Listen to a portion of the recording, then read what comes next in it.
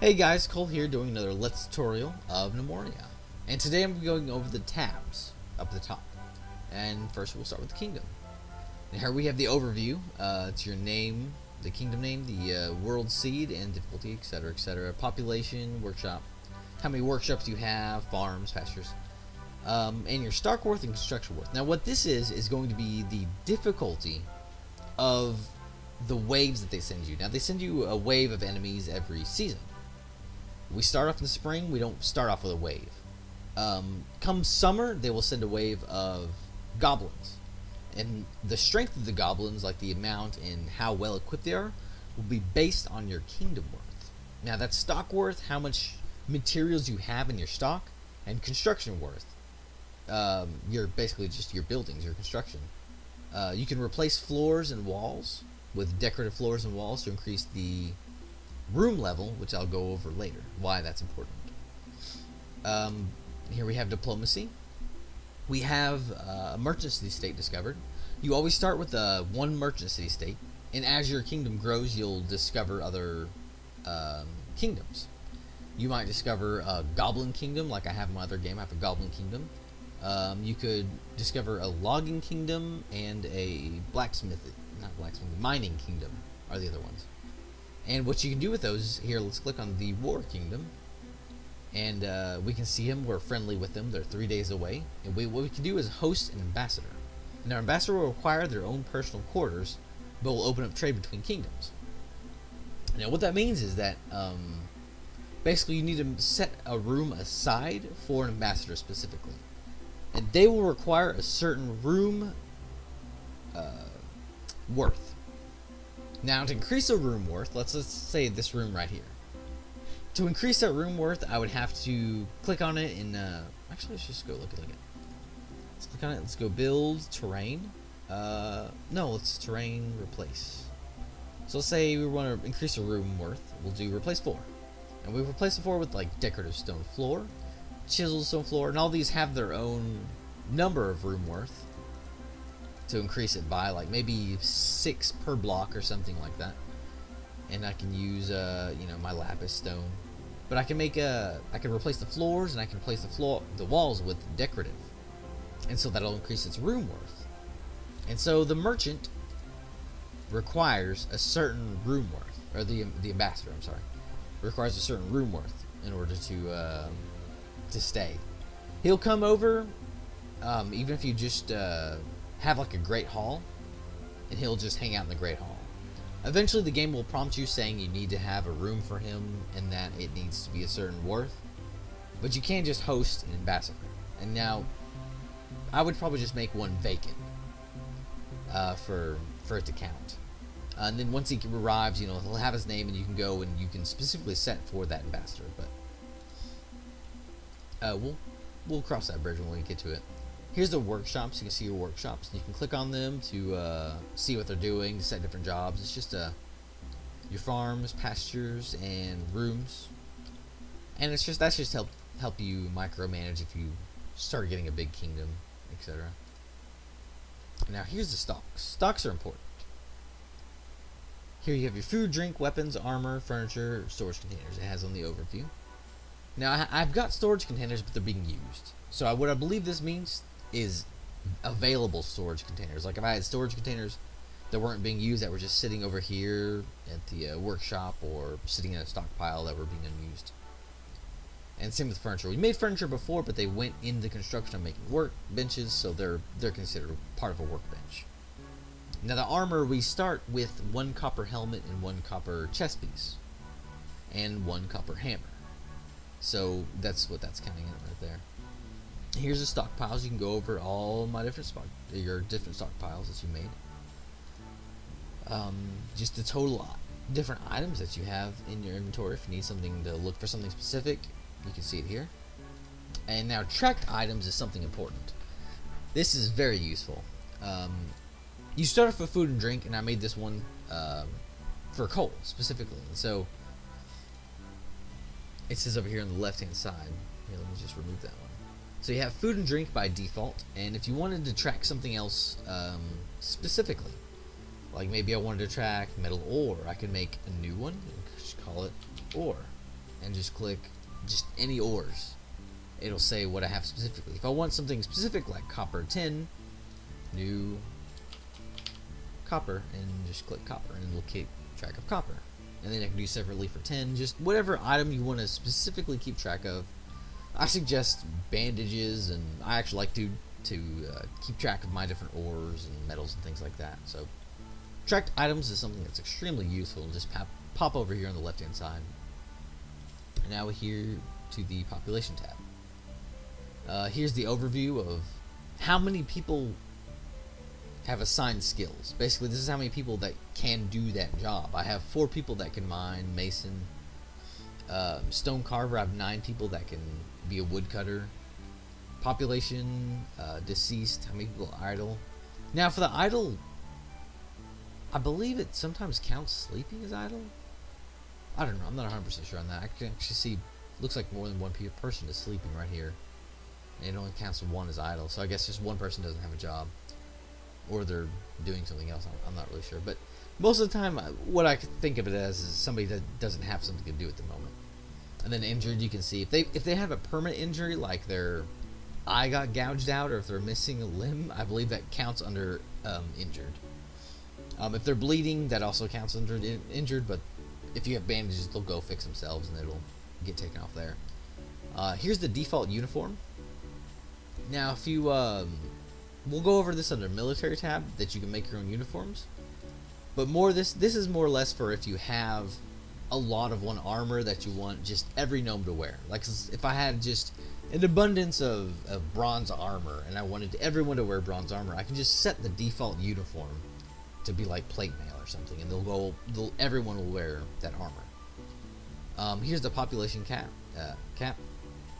If I'm feel like I'm getting too many gnomes in, you get nomads every season, in the beginning of every season. Generally, you'll get 4, I believe, and the room worth of your Great Hall will determine how much either you get in bulk or how often they appear. I'm not sure. I know if you have a higher room worth for your Great Hall, you'll get more. I'm not sure if it happens more often or if you'll just get bigger groups at a time, but I read that you'll get more. And so if you feel like you're getting too many gnomes at one time, you can just go ahead and set a cap. Or if you've got enough to where you just feel comfortable with, you can set a cap. You set it to 0, you have no cap. So you'll just keep getting gnomes every season. Here we can assign their jobs. We went over that in the first video, if you didn't see that. But here we set their jobs. We create the professions, or set the parameters for the professions here. And here you can look and mourn all over your deceased gnomes, unfortunately. Okay, and then here we come to the military tab. I have 0 squads, 0 soldiers, 0 assigned. Here's you can set up guard stations and patrols under the designated territories when you right click. Maybe I'll show that off.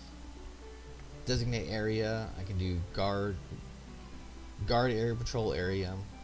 For guard area, it's better to set up a training to create, what is it? A training ground. Because what a training ground does is it works as a guard area, because all the people who are assigned to that stay in that area, but they work on their skills at the same time.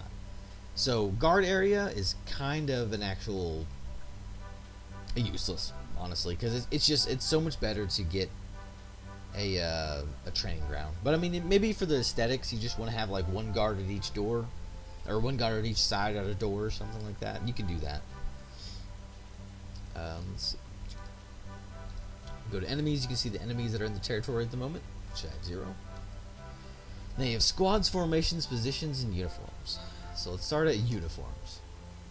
Here I have plate mail.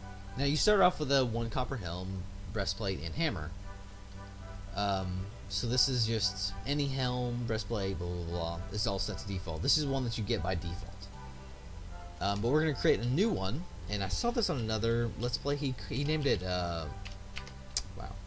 He named it Monks.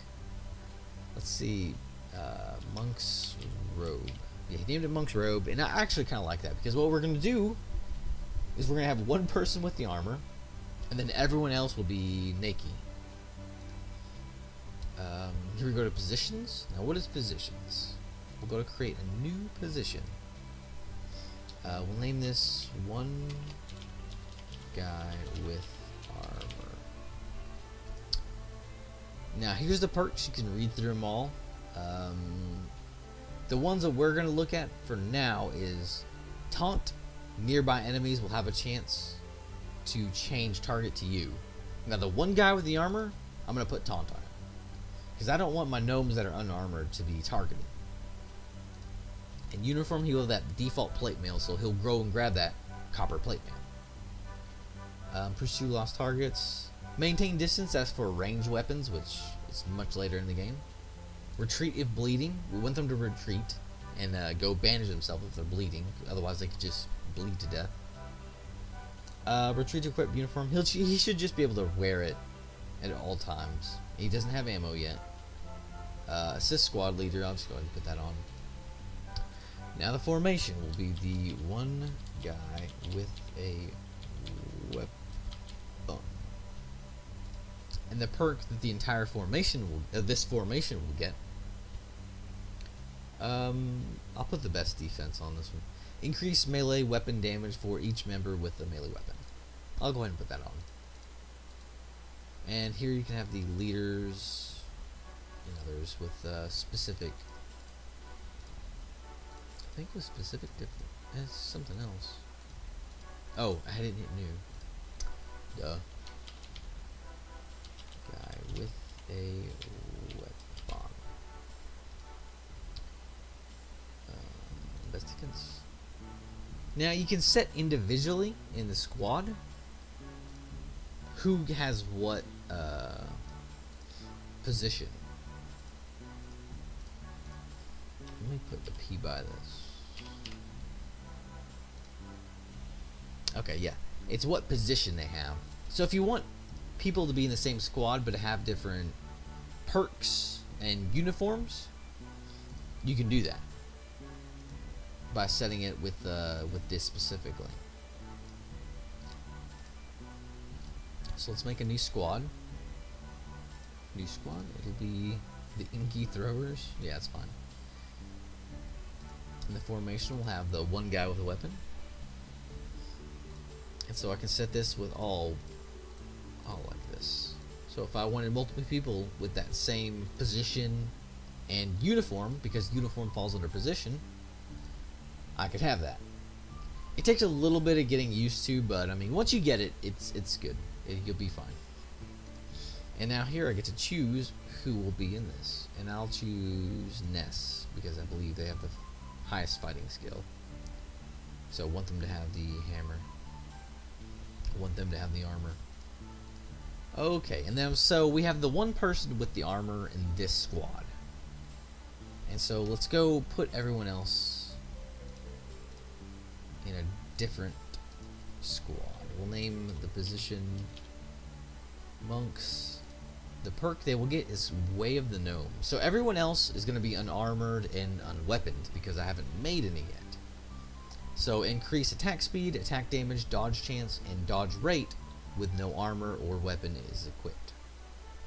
So basically, because everyone else is naked, they're going to have increased stats. And so it's good. We want them to have that. We want them to monks robe. We want them to drop their chopping axe or pickaxe whenever they go into battle because they'll have all those increased stats with Way of the Gnome.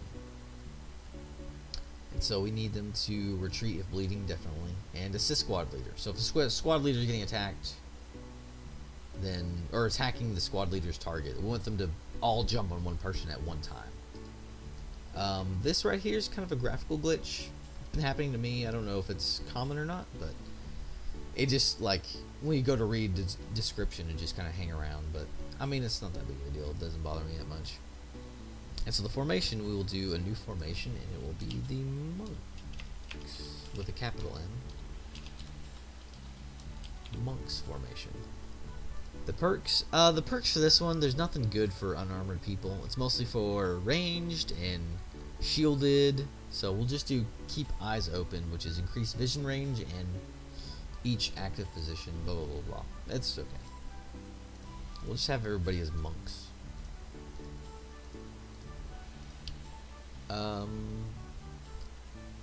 Yeah, we'll have them on defend gnomes for now, which means when attack enemies that have been spotted by other gnomes. So if another gnome has been spotted by an enemy or is being attacked by an enemy, these guys will just jump in. And we always want them to perform attack orders, because if I give them an attack order, I want them to actually pursue it. There's avoid enemies, which later, once you actually have an official guard, like that are fully uniformed, they have they have plate mail, they have weapons. We want them to fight, not the unarmored gnomes. So I'll put that on my gnomes once I have an official guard, but that's much later in the game. In the squads, this is getting a little ridiculous with the things that are hanging around. So we'll do a new squad. Okay, that's fine. They will be monks. They will all be monks, and I'll put everyone else in the squad because a bunch of unarmored unweaponed gnomes is a lot better than just one guy with a weapon. It absolutely is better than one guy with a weapon. So we'll have all our gnomes in the squad. So if we have some goblins up here, on my other game I had only 3 goblins up here the first time, so I had all my gnomes just jump on them, and we turned out okay. So that was uniform positions, formation, squads. That's the military tab. That's how to set up your military. That's ready for combat. You're ready for goblins to appear. Here's the events. Here's the combat log. I haven't found a way to be able to have a combat log pop up so you can actually sit there and read it. But if you're wondering what happens in battle, because there's not a lot of animations to the game, you just hear sound effects and your gnomes standing next to other enemies. You can sit here, you can come here, and you can actually look at what actually happens during combat. And you can see the events. If there's multiple battles, I guess, taking place, you can see them here. And here's the help one. I haven't ever actually looked at this help. I've always just read the wiki, but here's the help tab if you need it. World, gameplay, controls.